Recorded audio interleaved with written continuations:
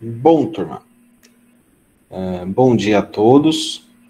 Nessa aula de hoje eu vou falar sobre a transformada inversa de Laplace. Tá?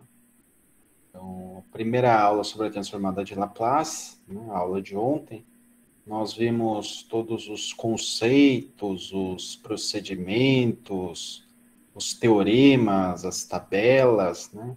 Hoje iremos ver mais um teorema aí que ficou faltando, tá? Mais para o fim da aula. Mas a gente vai focar bastante, né? Essa aula vai ter um foco maior na transformada inversa, que é o que a gente busca, né? Saímos de funções íntegro diferenciais ou diferenciais, primeira, segunda, terceira, quarta, centésima ordem, passamos para o domínio da frequência complexa, né? S, transformada de Laplace. Depois fazemos a transformada inversa para retornar no tempo, já com equações algébricas simplificadas, não tendo mais equações diferenciais ou íntegro diferenciais de n ordem. Tá? Então, para essa aula de hoje, teremos os seguintes objetivos. O primeiro é os métodos a serem utilizados para a transformada inversa de Laplace. Então, obviamente, tem-se uma definição do cálculo para isso, não é a mais simples de todas, né, mas se utiliza dependendo do caso, e temos definições mais simples, né, como, por exemplo, a metodologia de frações parciais, que pode ser aplicada tranquilamente aí para a transformada inversa de Laplace. Pelo menos para a grande maioria dá para a gente aplicar esse método. Na sequência, conforme eu citei, iremos estudar o teorema dos valores iniciais e valores finais, né? Então, o que seria valor inicial, valor final da função? Nós vamos compreender isso no final da aula de hoje. E eu deixarei nesta aula também alguns exemplos numéricos de cálculo, tá? No meio da aula eu deixo um exercício para vocês praticarem, tá? Mas eu vou focar nesta aula especificamente mais na resolução de exercícios, porque é uma aula que se torna mais proveitosa indo por esse sentido, né, nessa direção. Então, hoje teremos bastante exemplo numérico. Legal. Então, falando da transformada inversa de Laplace, nós estamos no domínio da frequência complexa, né, f1 de S. Eu quero retornar para o domínio do tempo, f' de t. Tá? Lembrando sempre que funções no tempo são representadas por letra minúscula e funções na frequência complexa por letra maiúscula. Eu não lembro se eu comentei para vocês, mas o S equivale a sigma mais J ômega, tá? Então, quando a gente vai fazer, por exemplo, uma análise no domínio da frequência, eu retiro sigma da parte do S, né, que seria a parte real, eu retiro o sigma e fica só J ômega. Tanto que se eu fizer a transformada, por exemplo, do capacitor, vai aparecer 1 dividido por J ômega C, que é o JXC, tá? Então, se eu fizer do indutor, eu vou ter J ômega L, que seria o JXL. Então, esse S, ele se transforma, quando fazemos uma análise no domínio da frequência, né, em J ômega, por isso que a gente fala o domínio da frequência complexa, tá? Mas se eu quiser fazer análise de transitórios, daí eu permaneço com sigma mais J ômega, que é essa nomenclatura complexa, traz para nós, quando eu faço a transformada inversa, uma equação no tempo que demonstra todos os efeitos transitórios, tá? Que ocorrem por um período de tempo. Ou se aquilo for cíclico, né, vai ocorrer de forma cíclica diversas vezes ali os distúrbios. E esses distúrbios foram inclusive contemplados ali naquela passagem por qualidade de energia, não me aprofundei muito, mas tem o SAG, swell, sobretensão, subtensão, flutuação, né, transitório, lembram disso? Então, tudo isso pode ser descrito através da transformada inversa de Laplace, tá? Eu já tinha a transformada direta, né? Eu saio das equações diferenciais, venho para o domínio S da frequência complexa e retorno para o domínio do tempo. Legal. Então, falando dos métodos mais utilizados para essa transformada, nós temos a inversão pela definição, que é aquela dor de cabeça que dá na gente, né? Um belo dia eu chego e falo, quero fazer uma transformada de Laplace inversa pela definição. Então, vocês vão ver a definição matemática, né? Para a transformada inversa. E temos também a inversão por expansão de frações parciais, que é um método bem intuitivo, bem simples. Vocês conhecem bem o funcionamento e as operações matemáticas para frações, então não tem por que optar por uma definição que acaba sendo um caminho muito complexo. E daí, dentro dessa metodologia por expansão de frações parciais, nós temos polos de primeira ordem, polos distintos, e polos de enésima ordem, ou polos repetidos, tá? Polos, a gente vai entender, e nós iremos interpretar isso daqui como sendo as raízes do denominador, tá? Então, normalmente eu tenho uma equação do segundo grau, tá? No domínio S. Eu resolvo essa equação de segundo grau. Quando eu resolvo a equação, eu encontro as raízes, né? Em controle, e aqui eu já vou colocando uma coisa ou outra de controle, função de transferência, nós temos que as raízes do denominador de uma função de transferência qualquer seriam denominadas como polos, tá? E raízes do numerador denominamos como zeros, já que quando eu tenho uma função em S, normalmente eu tenho uma fração, né? Eu tenho raízes no numerador, raízes no denominador. As raízes no numerador, novamente, são conhecidas como zeros, e as raízes do denominador são conhecidas como polos. Legal. Então, definindo aqui a transformada inversa de Laplace pela fórmula geral, nós temos que essa transformada seria função 1 dividido por j 2π da integral fechada de superfície da função na frequência complexa exponencial de mais esse t, tá? Do diferencial aqui de superfície. Então, esse procedimento de cálculo, ele é bem chato, tá? Não sei se vocês já viram integral fechada aí no curso, mas a gente tem que fechar tipo uma superfície para encontrar um valor final. É uma definição que se utiliza muito em eletromag, quando você vai estudar a lei de Gauss, né, por exemplo. Lei de Gauss, você tem que fazer ali integral de superfície para encontrar, né, fechar toda uma superfície e definir o valor de uma carga elétrica. Aqui é o mesmo tipo de integral, tá? Então, é muito trabalhosa e a gente, obviamente, vai tentar fugir dela. Mas, enfim, temos aqui a definição, e essa é uma integral de contorno no plano complexo S, tá? Então, existe um plano, a gente faz o contorno desse plano complexo, e a solução dessa integral pode ser obtida pelo teorema do resíduo de Cauchy, tá? É um teorema utilizado para a resolução desse tipo de cálculo.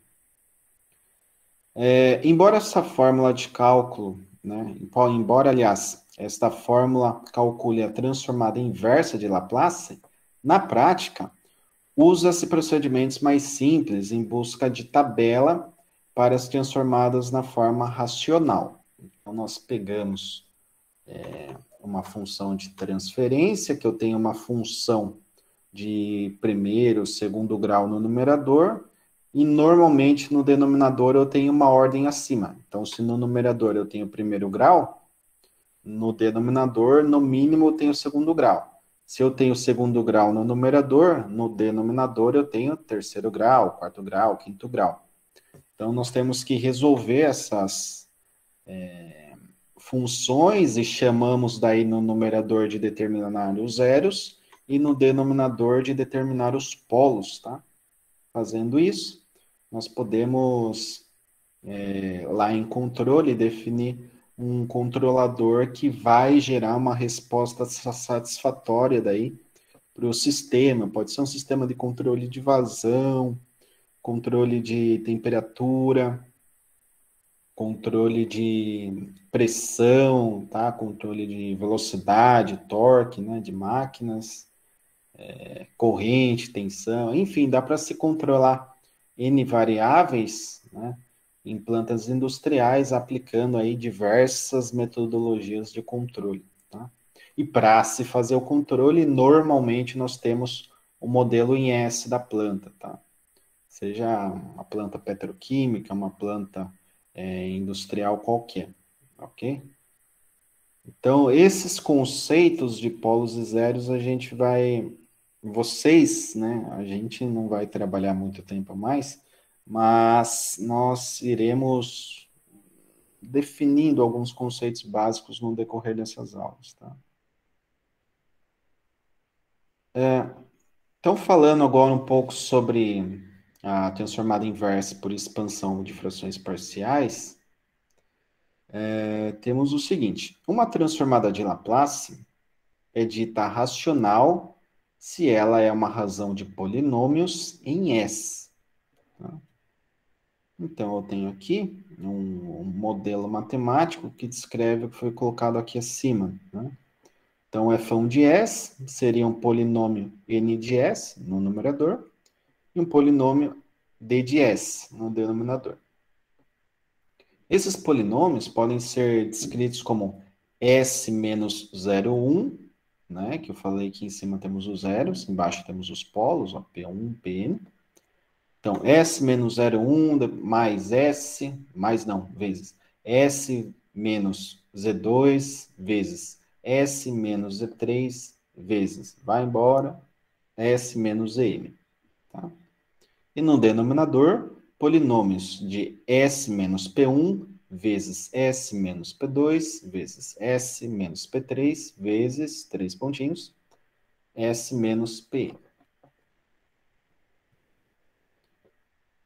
Se f1 de S for função racional própria, ou seja, m menor que n, né, então o que eu falei aqui, né, o grau inferior do polinômio numerador em relação ao polinômio denominador, então ela pode ser invertida utilizando expansão por frações parciais. Tá?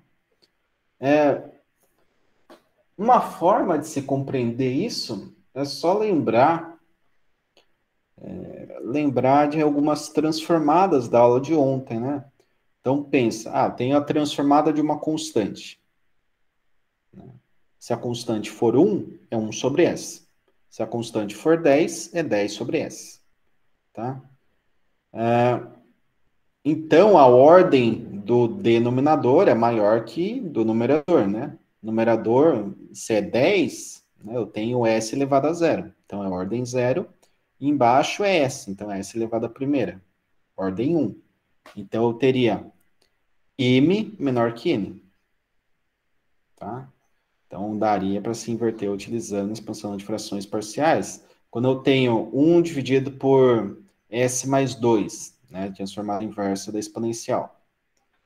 Então, dá para se utilizar também esse conceito, né? No numerador, ordem 0, denominador, ordem 1. Quando eu tenho a transformada de t, dá 1, né, dividido por s ao quadrado. Numerador, s elevado a zero, denominador, s elevado ao quadrado. Então, ordem 0, numerador, e ordem 2, né, segunda ordem, denominador. E assim por diante. Então, a grande maioria dos casos, tá, majoritariamente aí, todas as nossas aplicações práticas, pelo menos grande parte, realmente 99,9% das aplicações, utiliza-se frações parciais, para fugir realmente daquela integral de superfície. Então, nós temos os polos simples distintos, que seriam uma metodologia, né? Metodologia dos polos simples, eu pego essa razão de polinômios, tá? Que multiplico um ganho k aqui, e vou subdividindo em várias frações parciais. Então, aqui eu tenho o modelo C1 dividido por S menos P1, onde P1 é o primeiro polo, mais C2 dividido por S menos P2, mais C3 dividido por S menos P3, mais 3 pontinhos, Cn dividido por S menos P. Então, tem um somatório de várias frações parciais, que se eu aglutinar em uma única fração, nós temos uma razão de polinômios. Daí uma coisa importante, né, é a definição desses coeficientes, né? Porque eu saio de uma razão de polinômios para chegar em frações parciais, mas qual o valor de cada um dos coeficientes? Nós temos essa regrinha aqui, né? Eu pego a função f1 de s, que seria essa razão de polinômios, e multiplico pelo denominador do meu coeficiente. Então, se eu quero determinar C1, eu multiplico o f1 de S por S menos P1. Tá? Essa é uma regrinha. Legal. E se eu quero encontrar esse C1, eu tenho que verificar, puxa, quem vai zerar o denominador? Tá? No caso, para zerar o denominador, eu preciso utilizar P1. Né? P1 menos P1 dá zero. Então, a gente acaba substituindo S por P1. Aqui no modelo genérico, nós temos CI, né? PI, que não é o pi, tá? Seria o índice apenas. E para zerar, né, o denominador, eu precisaria que o S fosse igual a PI, pois PI menos PI dá zero. Tá?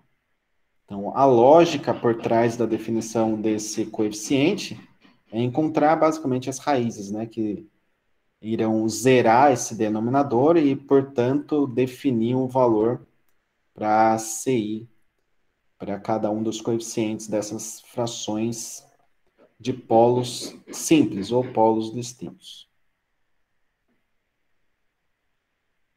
Beleza. Agora, falando de polos múltiplos ou repetidos, nós temos que uma razão de polinômios pode ser dada também por aqui polos múltiplos, né? Ou seja, eu tenho S menos P elevado a R. Então, eu tenho que ir reduzindo isso, tá? Eu tenho o número de zeros em cima e o número de polos embaixo, que depende agora desse expoente, né? Então, eu tenho aqui CR menos 1 dividido por S menos P1 mais 3 pontinhos, C0 dividido por S menos Pn elevado a R. Então, esse P1 vai até Pn, e eu saio aqui do expoente unitário e vou até o expoente R. Tá? Então, se eu tiver, por exemplo, 3, né, como expoente, eu faço S menos P1 elevado a 1, depois S menos P2, aliás, é isso, menos P2 elevado ao quadrado, e S menos P3 elevado ao cubo. Tá?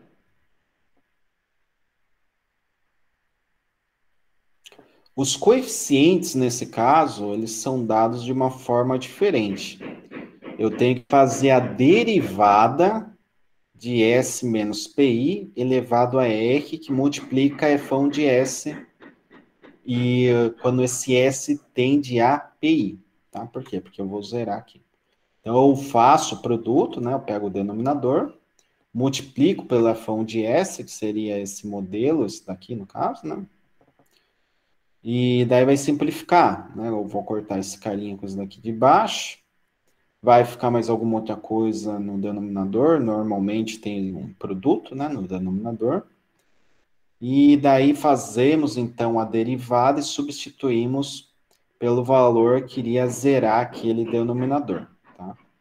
Então, esse procedimento, é um procedimento mais chatinho de fazer? É mais chatinho, mas é uma derivada em S, simples, vai ter uma ordem, obviamente, depende ali do coeficiente, né, que você quer determinar, mas você tem uma derivada, a derivada é tranquilo, já tem a tabelinha também de derivadas, né, é só seguir, não tem muita dor de cabeça. Agora, o integral de superfície é bem mais complexo que isso, né? Então, ainda vale a pena continuarmos em frações parciais, embora tenha uma complexidade maior nesse momento, mas não é tão elevada quanto a definição, tá, de transformada inversa.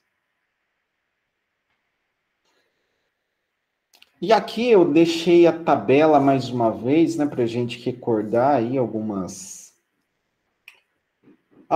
transformadas, né, que são bem utilizadas aí quando se trata de controle, quando se vai fazer um modelamento de sistema, né?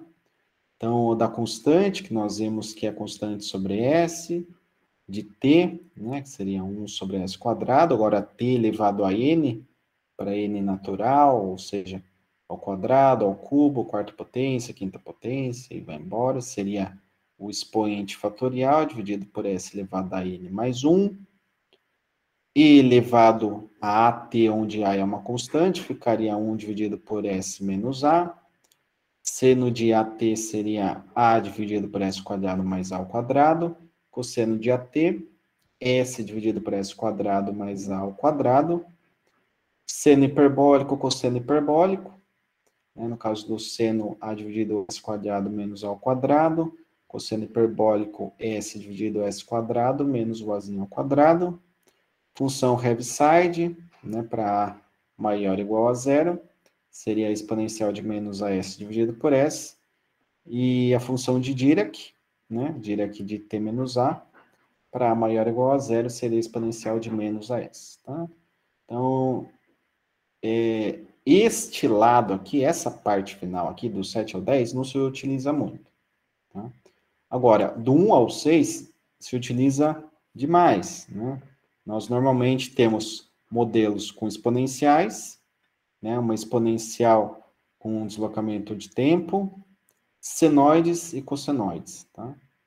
Então, na grande maioria das vezes, ficaremos entre o número 1 e o número 6 dessa tabela, certo?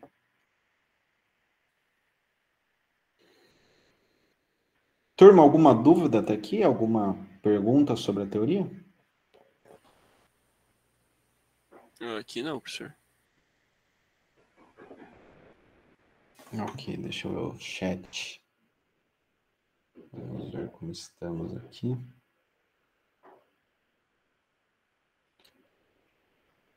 Deixa eu copiar a mensagem mais uma vez.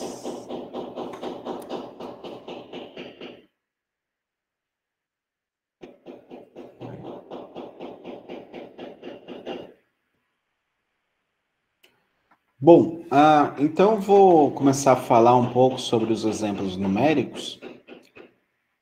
Eu tenho esse primeiro exemplo, que é dado uma função de transferência qualquer. Aqui eu tenho 2s mais 4 no numerador, e s ao quadrado mais 4s mais 3 no denominador. Tá? Então, a primeira coisa que a gente pode observar nessa função de transferência é que a ordem do numerador é 1, tá? E a ordem do denominador é 2. Então, eu tenho primeira ordem, né, nesse polinômio, numerador, e segunda ordem no polinômio do denominador. Então, nós temos a relação ideal para se utilizar a expansão em frações parciais. Legal. Então, eu tenho que descobrir, puxa, esse denominador, né, essa função em S do denominador, tem quais polos? Né? Porque eu preciso de S menos P1, né? Depois eu tenho S menos P2, para que eu possa fazer a expansão em frações parciais. Então, devo determinar esses polos, né? E como a função é de segundo grau, eu utilizo o quê? Bhaskara, né? Então, vou lá, menos b mais ou menos raiz de b ao quadrado menos 4ac, conhecido como delta, né? Dividido por 2a. Então, resolvendo aqui esse sisteminha de segunda ordem, menos 4 mais ou menos raiz de 4 ao quadrado, menos 4 vezes 1 vezes 3 dividido por 2, né? Tem o x', que dá menos 1, e teria o x duas linhas, que dá menos 3. Aqui seria o S, né? Ou melhor, seria P1 e P2. Eu fiz aqui conforme os procedimentos da matemática, né? Se chamava lá x', x duas linhas, mas aqui é P1 e P2. Portanto, olha só, eu tenho C1 dividido por S mais 1, mais C2 dividido por S mais 3. Simples, né? A parte do denominador já foi definida. Se eu fizer esse produto, S mais 1 vezes S mais 3, né? Distributivo aqui, né? Primeiro com primeiro, primeiro com segundo, segundo com primeiro, segundo com segundo. Soma tudo, chego nisso daqui. Tá? Beleza. Então, o que acontece? Eu tenho que determinar o valor de C1 e de C2 nesse momento. Para isso, eu utilizo a regrinha de polos distintos, né? Então, eu pego o F1 de S e multiplico primeiramente por S mais 1. Para zerar esse denominador, eu preciso que o S seja menos 1, pois menos 1 com mais 1 dá 0. Tá? Então, S igual a menos 1. Quando eu faço o produto, né, com o F1 de S, o F1 de S é tudo isso daqui, fica S mais 1, aqui embaixo eu tenho S mais 1, o que eu faço? Simplifico, né, corta, corta, e vai ficar, portanto, 2 vezes S, o S vale quanto? Menos 1. Então, 2 vezes menos 1, mais 4, né, no numerador, S aqui embaixo somando 3, vai ficar 1 negativo, mais 3, fazendo essa continha, chegamos que C1 vale 1. Então eu vou substituir 1 aqui em cima. C2. C2, eu pego o denominador, puxa, S mais 3. Né? Se eu quero zerar, né, esse denominador, o S tem que ser equivalente a menos 3. Né? Então, S igual a menos 3. Multiplico o F1 de S por S mais 3. Vai dar para simplificar também, né? Eu vou cortar esse carinha com isso daqui. Né? Corta, corta. Pá, pá. E temos o C2 como sendo 2 vezes menos 3, que é esse S que sobrou em cima. Embaixo, S mais 1, menos 3, que é o valor de S, mais 1. Faço a continha aqui, chego que C2 também vale 1. Beleza? Então, olha que simples. Já determinei os coeficientes, já tenho aqui os polinômios do denominador. Portanto, ó, o enunciado ele pode ser reescrito através das frações parciais já calculadas. Né? Então, essa função de S é reescrita como 1 dividido por S mais 1 mais 1 dividido por S mais 3. E realizando a transformada inversa de Laplace, temos L menos 1 de 2S mais 4 dividido por S quadrado mais 4S mais 3, sendo igual à transformada inversa de 1 dividido por S mais 1 dividido por S mais 3. E se observarmos lá na tabelinha, né, que eu passei anteriormente, 1 dividido por S mais 1 é exponencial de menos t. Tá? Por que menos t? Porque eu tenho 1, né? Só que esse 1 fica negativo. 1 negativo, menos 1, né? Vezes qualquer coisa, menos qualquer coisa. Então, vai ficar menos t, mais exponencial de, aqui estava 3 positivo, fica 3 negativo no expoente. Então, exponencial de menos 3t. Então, a transformada inversa dessa função de S equivale à soma dessas duas exponenciais. Tranquilo, turma? Fácil?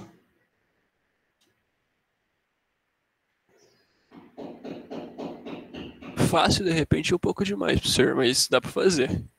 Um pouco demais? Tá. Um pouco demais. Ó, Luigi, você apareceu aí.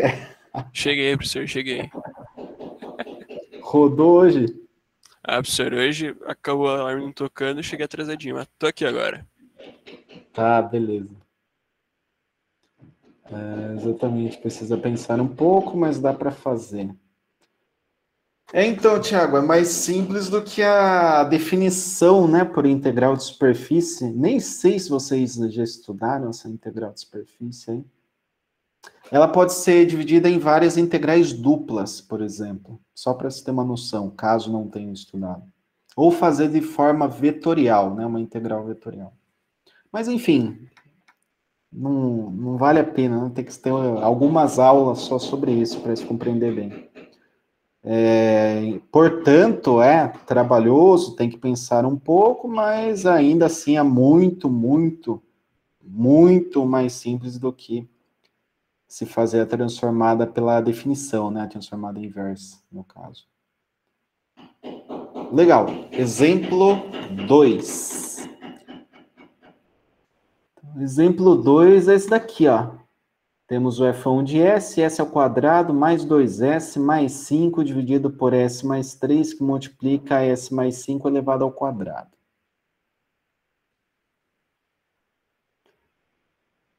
Essa função aqui, né, se eu substituir aqui, se eu analisar os denominadores, né, o denominador, no caso, e o numerador, eu tenho que o polinômio do denominador, meu n de s, né, esse carinha aqui, ele é do segundo grau. Mas meu d de s, né, o polinômio do denominador, ele é s quadrado, que multiplica s, ele é do terceiro grau. Tá? Então, o grau do denominador é maior do que o grau aqui, né, o índice do numerador. Então, eu posso aplicar a expansão por frações parciais. Só que agora sim, vai ter que pensar um pouco mais, né? Nós temos C2 dividido por S mais 3, mais C1 dividido por S mais 5, mais C0 dividido por S mais 5 ao quadrado. Beleza? Turma, vou carregar o meu computador aqui. Está pedindo bateria. Já volto aqui com vocês.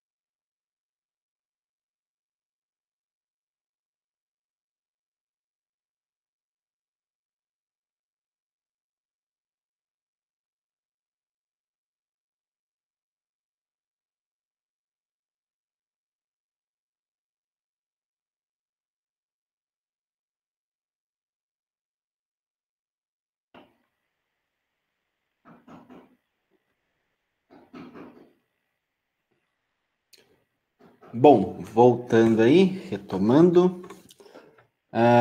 Devemos determinar o valor desses coeficientes, né? Então, eu posso começar aqui, por exemplo, por C2, né? Que tem o denominador simples, né? S mais 3. Então, pego aqui, multiplico o f de S por S mais 3 para zerar esse denominador. O S deve ser equivalente a menos 3, pois menos 3 mais 3 dá zero. Igual a menos 3. Então, pego aqui minha função. Ao multiplicar por S mais 3, eu simplifico, né?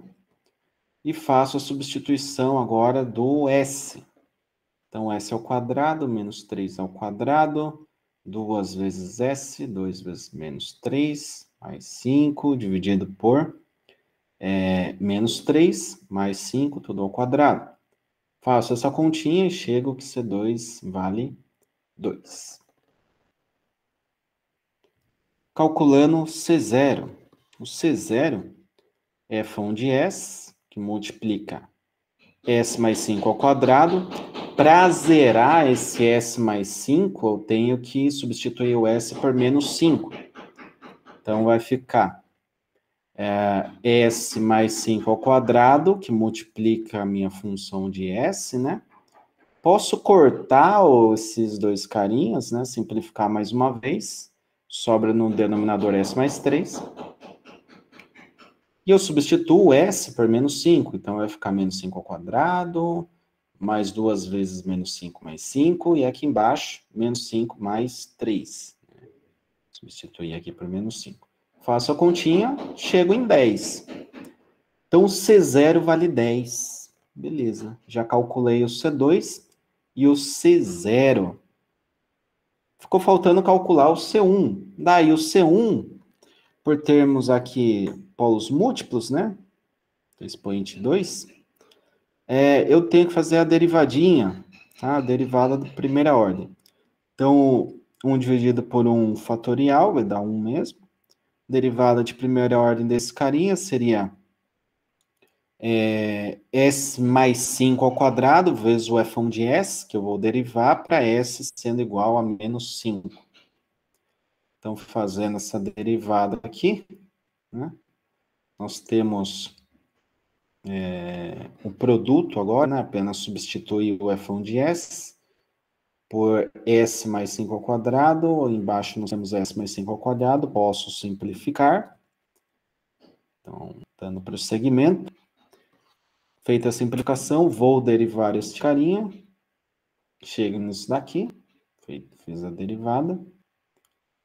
Agora, S igual a menos 5. Então, no lugar do S, basta substituir por menos 5. Daí eu faço toda aquela calculeira, né? Eu calculo, faço essas continhas mais aqui, produto, subtração, expoente, divisão, e chego que o C1 vale menos 1. Certo? Legal. Realizando a transformada inversa de Laplace, a gente vai ter o seguinte. A inversa de Laplace agora equivale a 2 dividido por S mais 3, menos 1 dividido por S mais 5, que foi o que a gente calculou, né? S menos 1, mais menos 10 dividido por S mais 5 ao quadrado, né? Então, o que acontece? Eu vou ter aqui uma exponencial, né, que multiplica o número 2, o 2 seria a constante, né? Então, 2 vezes a exponencial de menos 3t, lembrando que constante eu posso deixar de fora da derivada, de fora da integral e também de fora da transformada de Laplace, então não interfere. Eu pego aqui 2 vezes 1 dividido por S mais 3. 1 dividido por S mais 3 é exponencial de menos 3t. 1 dividido por S mais 5 é exatamente a exponencial de menos 5t. E aqui eu teria 10, né? Então, eu posso, 10 é uma constante, 10 negativo, aliás. Deixo de fora aqui da transformada, ficaria 1 dividido, 1, né? Dividido por S mais 5. Só que está ao quadrado. Então aqui, peraí, aqui tem algum teorema. Se eu tenho S ao quadrado, só no denominador, é T. Mas se eu tenho S mais uma constante elevado ao quadrado, então significa que eu tenho um T aqui, né? Porque eu tenho quadrado, e eu tenho um deslocamento, né? Então, o deslocamento é teorema da exponencial. Então, eu tenho t vezes a exponencial de menos 5t vezes 10, que é constante, tinha ficado de fora, né? Portanto, aquela função, né, que foi representada aqui em frações parciais, né, aquela função de s, é dada por 2 exponencial de menos 3t, menos exponencial de menos 5t, menos 10t, exponencial de menos 5t, em função do tempo, né? Esse é o nosso f de t, tá? Ainda não deu para ter noção, né, do que a transformada de Laplace vai facilitar a nossa vida. Mas quando se trabalha com equações diferenciais, eu vou trabalhar um pouco, né, na semana que vem, essa parte, a gente tem uma noção melhor, né? Eu saio da derivada, venho para o domínio S, e quando retorno para o domínio do tempo, eu tenho exponenciais t, posso ter um seno e um cosseno no meio envolvido, mas nada muito além disso, né? Não tem uma complexidade que vai muito além desses termos, tá certo? Beleza, turma? Ficou alguma dúvida aqui nesse exemplo 2? Ou tranquilo? Tranquilo por mim, professor. Belezinha. Bom, então vou deixar aqui um exercício para vocês.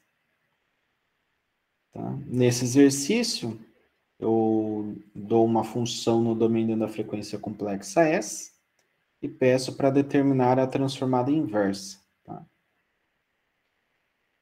Então, o f de S é 3S mais 4, dividida por S ao quadrado, mais 3S mais 2. Beleza? Então, eu peço que vocês tentem resolver, tentem desenvolver esse exercício. Eu vou deixar aqui deixa eu ver, uns 10 minutos, tá bom? Volto 9h05 aqui, tá? Para conferir com vocês o resultado desse carinho. Beleza? Qualquer coisa vocês mandam no chat, eu ligo o microfone e me perguntam, tá? Que daí eu retorno aqui, explico, tiro a dúvida. Mas vou deixar esses 10 minutinhos para que vocês possam desenvolver esse exercício. Ok?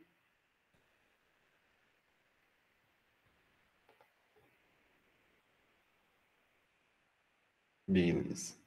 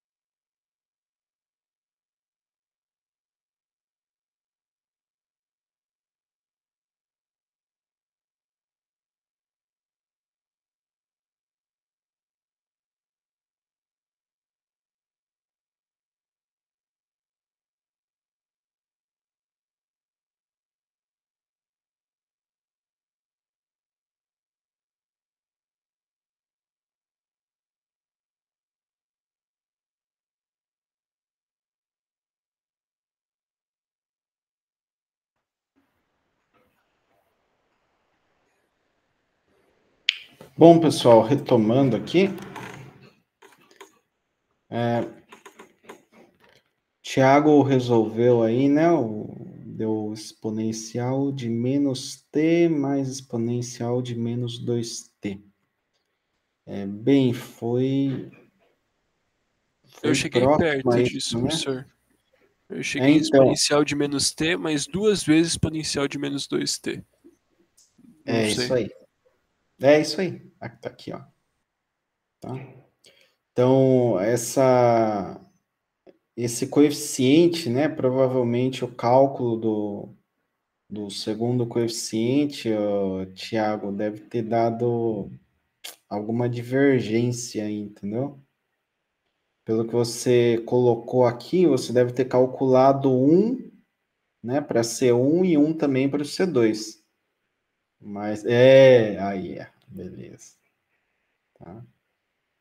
Então, por estar multiplicando 2, né, o 2 a gente deixa fora da transformada, porque é uma constante, faz a transformada da função e depois multiplica, né, essa função obtida por 2.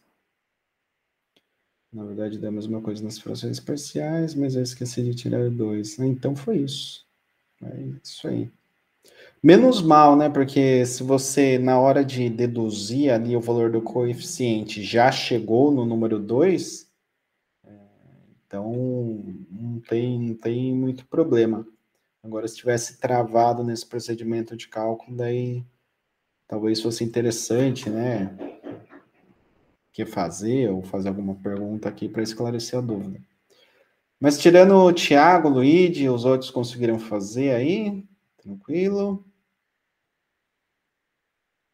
Sim? Sem dúvidas? Sem dúvidas? Guilherme botou sim, beleza. Bom, então vou em frente, tá? Para fechar essa aula de hoje, tá? Eu vou falar agora sobre os teoremas dos valores iniciais e finais.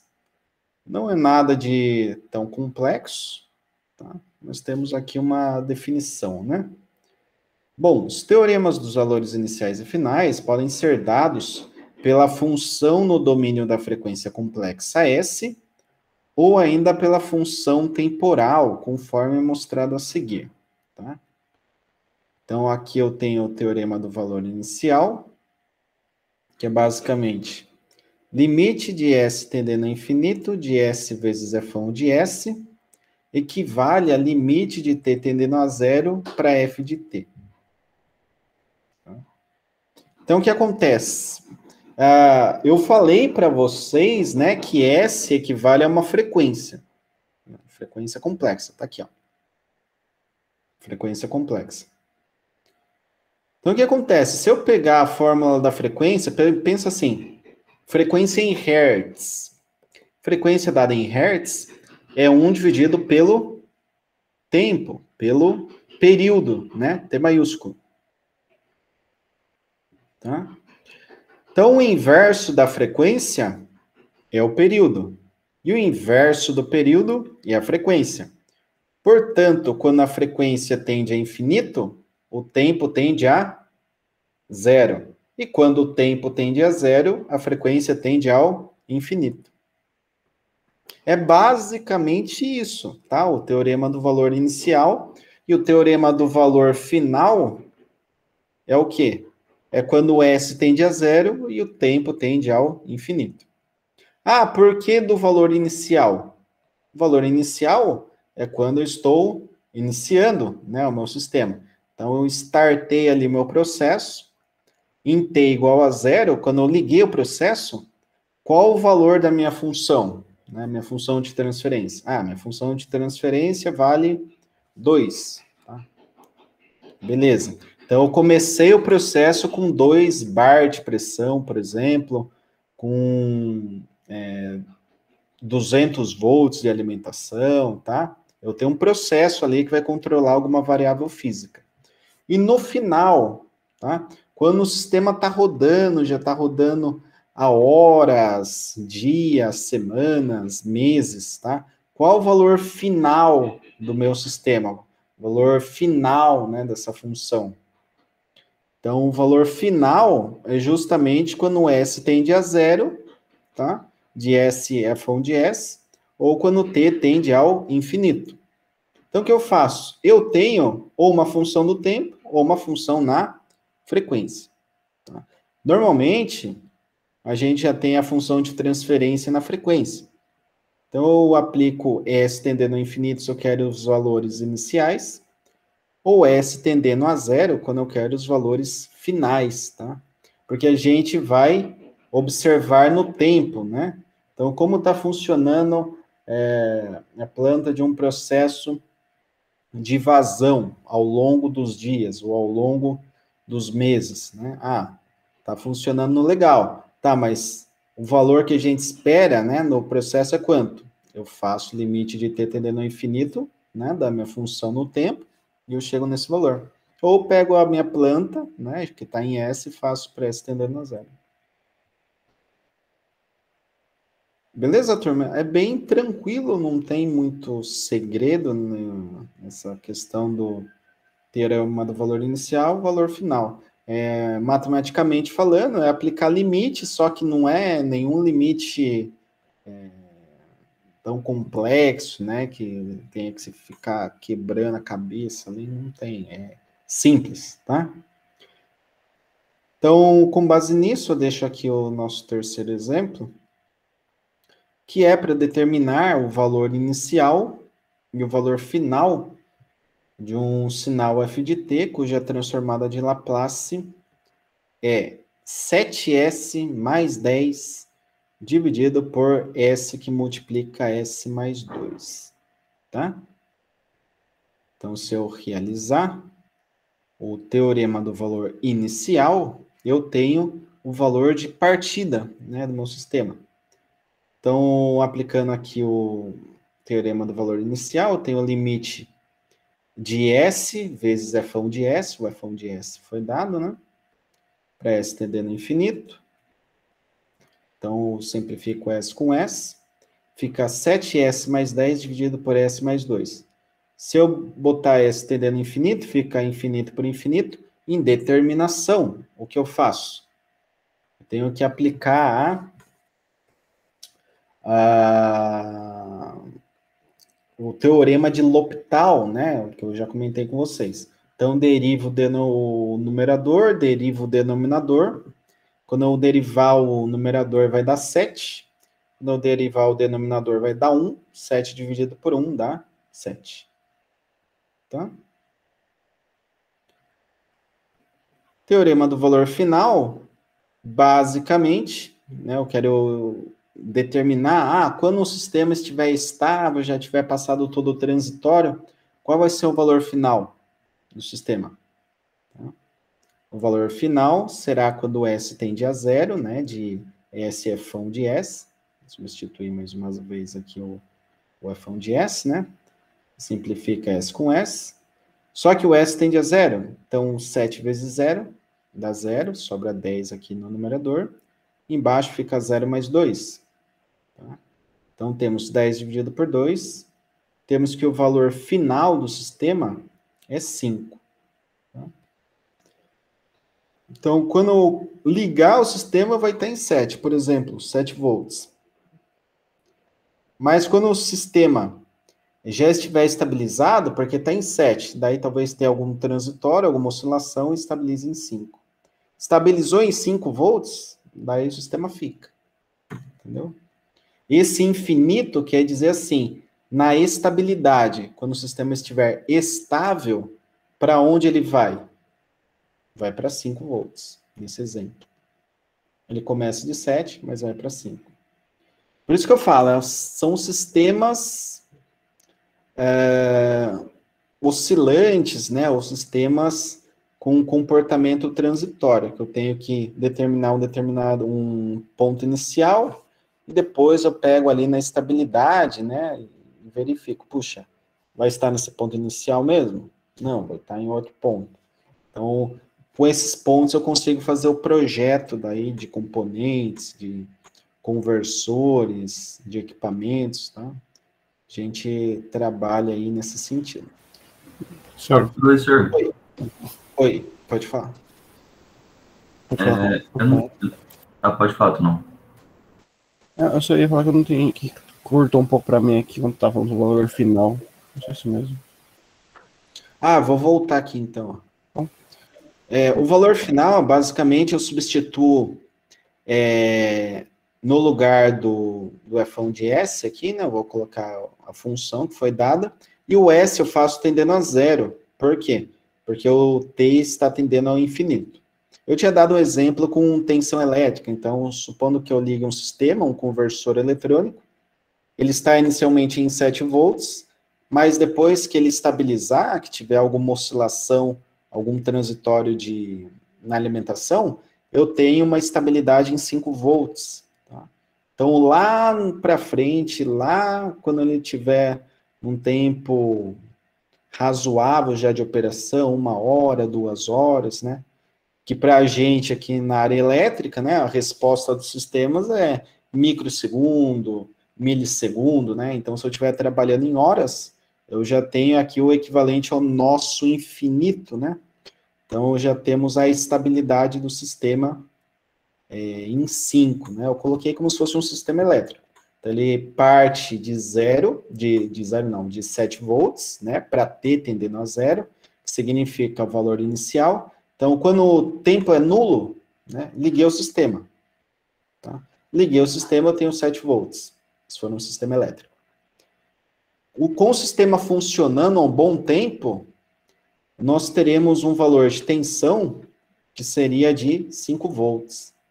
Tá?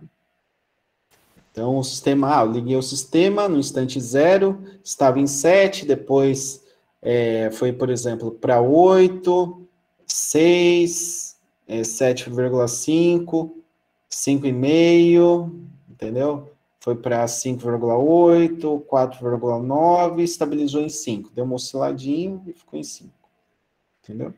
Mas partiu de 7 volts e no final o sistema estava em 5 volts. No final, ou na continuidade, no regime permanente, a gente pode entender dessa forma. Beleza? Beleza. Ok. Bom, eu deixei aqui um segundo exercício para vocês, que é basicamente determinar os valores inicial e o valor final para uma função temporal, que é descrita na frequência complexa como 5s mais 2, dividido por s multiplica 5s mais 4. Ok? Então, vou deixar um tempinho para vocês realizarem esse cálculo, tá? Do valor inicial, do valor final. E já já eu volto aqui com vocês.